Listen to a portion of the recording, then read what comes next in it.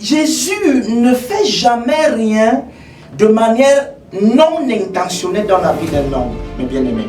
Tout ce que Jésus fait, il agit toujours avec notre consentement.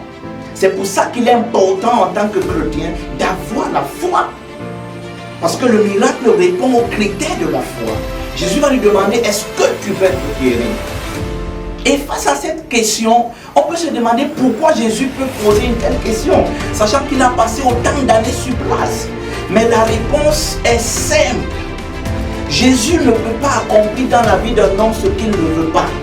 Est-ce que vous savez, bien aimé, qu'il y a des personnes qui, tellement à force d'avoir traîné des fardeaux, à force d'avoir porté des charges, des douleurs, des difficultés, tellement on a été habitué à des malheurs, à endurer, à faire avec, à accepter, qu'on est plus prêt à s'en débarrasser.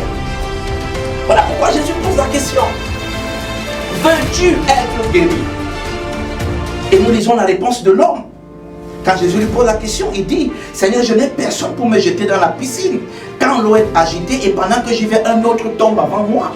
Nous remarquons au travers de la réponse de cet homme que toute sa vie à cet endroit, il l'a passé en attendant qu'un homme vienne l'aider.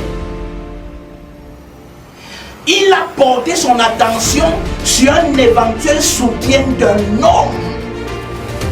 Ça veut dire en d'autres termes que si cet homme s'était concentré, avait mobilisé son énergie, avait mobilisé ses forces pour donner le meilleur de lui, essayer de se battre pour qu'un matin qu'il puisse être le premier, certainement son cas aurait été résolu.